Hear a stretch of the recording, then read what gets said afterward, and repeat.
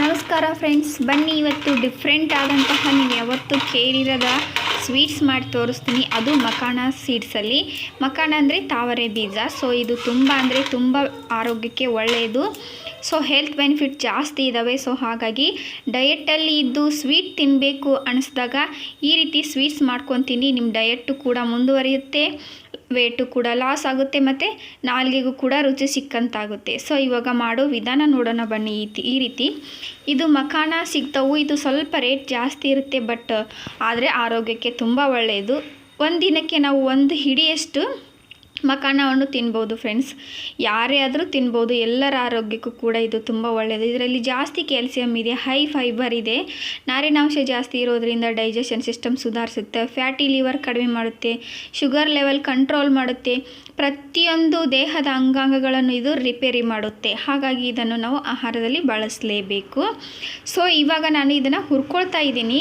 ತುಂಬ ಈಸಿ ಮೆಥಡಲ್ಲಿ ಮಾಡ್ಬೋದು. ಇದನ್ನು ಕಡಿಮೆ ಸಮಯದಲ್ಲಿ ಮಾಡ್ಬೋದು, ಅಷ್ಟೇ ಆರೋಗ್ಯಕ್ಕೆ ಸಹಾಯಕಾರಿ. ಇವಾಗ ಹುರಿದು ತೊಗೊಂಡಿದ್ದೀನಿ ನೋಡಿ. ಅದೇ ಪ್ಯಾನ್ಗೆ ಸ್ವಲ್ಪ ಅರ್ಧ ಕಪ್ಪಷ್ಟು ಬೆಲ್ಲ ಹಾಕಿದ್ದೀನಿ. ಬೆಲ್ಲ ಕರಗೋದಕ್ಕೆ ಒಂದು ಸ್ವಲ್ಪ ನೀರು ಹಾಕಿದ್ದೀನಿ.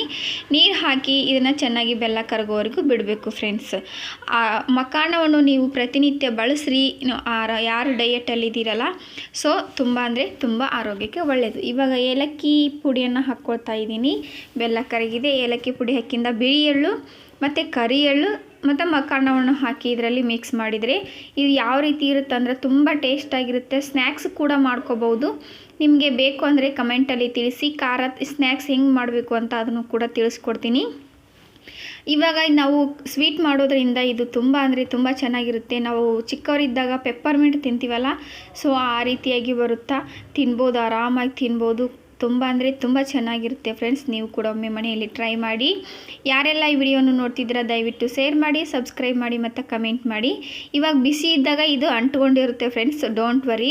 ಇದನ್ನೊಂದು 5 ನಿಮಿಷ ಆರೋದಕ್ಕೆ ಬಿಟ್ಬಿಟ್ರೆ ಇದು ಬಿಡಿಯಾಗಿ ಬರುತ್ತೆ. ನೋಡಿ ಮಖಾನ ಎಷ್ಟು ಕ್ರಿಸ್ಪಿಯಾಗಿದೆ ಅಲ್ವಾ, ನೋಡೋಕ್ಕಂತೂ ತುಂಬ ಚೆನ್ನಾಗಿದೆ. ಸೊ ಹಾಗಾಗಿ ನೀವು ಕೂಡ ಮನೆಯಲ್ಲಿ ಟ್ರೈ ಮಾಡಿ. ಇವಾಗ ಟ್ರಿಕ್ಸ್ ನೋಡುವಂತಹ ಸಮಯ. ಟ್ರಿಕ್ಸ್ ಏನಪ್ಪ ಅಂದರೆ, ವಿಶ್ವಸಂಸ್ಥೆಯ ಸದಸ್ಯತ್ವ ಪಡೆದ ರಾಷ್ಟ್ರಗಳು ಯಾವುವು? ವಿಶ್ವಸಂಸ್ಥೆಯಲ್ಲಿ ಒಂದು 5 ಸದಸ್ಯ ರಾಷ್ಟ್ರಗಳಿದ್ದವು. ಅವು ಕಾಯಂ ಸದಸ್ಯತ್ವ ಪಡೆದವು. ಅವು ಯಾವುವು ಅಂತ ಕೇಳಿದಾಗ ನಮಗೆ ಟ್ರಿಕ್ಸ್ ಮೂಲಕ ಅದರ ಹೆಸರನ್ನು ನೆನಪಿಟ್ಕೊಳ್ಳೋಣ.